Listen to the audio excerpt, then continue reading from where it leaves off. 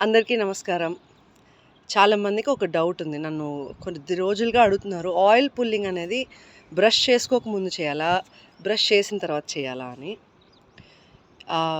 Morning లేవగానే night అంతా oral క్యావిటీలో cleansing process జరుగుతుంటది. మన సెలైవా బ్యాక్టీరియాని కిల్ చేసే ప్రాసెస్‌లో వేస్ట్ మెటీరియల్స్, టాక్సిన్స్ రిలీజ్ అవుతాయి. అండ్ మన ఫుడ్ ఏదైతే తింటామో ఆ రెసిడ్యూస్ కూడా స్లోగా డీకంపోజ్ అవ్వడం స్టార్ట్ చేస్తూ ఉంటాయి. ఫస్ట్ థింగ్ లేవగానే ఆయిల్ పుల్లింగ్ స్టార్ట్ చేసుకొని 15-20 మినిట్స్ చేస్తే it pulls out everything. It clears all those residues. Spit చేసేసి దెన్ పళ్ళు తోముకోవాలి. అది కూడా ఐ రికమెండ్ పళ్ళ పొడి. నేను ఎప్పుడు కొన్ని సంవత్సరాలైంది, మోర్ దెన్ 6-7 ఇయర్స్ అయిందనుకుంటా టూత్ పేస్ట్ యూస్ చేసి.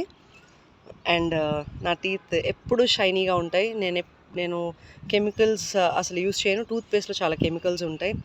పళ్ళ పొళ్ళు దంతమంజన్, ఎమరాల్డ్ స్వీట్ షాప్ లేదా మున్నాలాల్ గ్రాండ్సన్స్ అనే షాప్స్‌లో మనకి ఆ పళ్ళ పొళ్ళు దొరుకుతాయి. ఎక్కడైనా దొరుకుతాయి. జెంటిల్‌గా స్క్రబ్ చేసినప్పుడు ఈ ఆయిల్‌తో పాటు రెసిడ్యూస్ అంతా వచ్చేస్తాయి. So that is how you have to cleanse your oral cavity. Then tongue cleaning.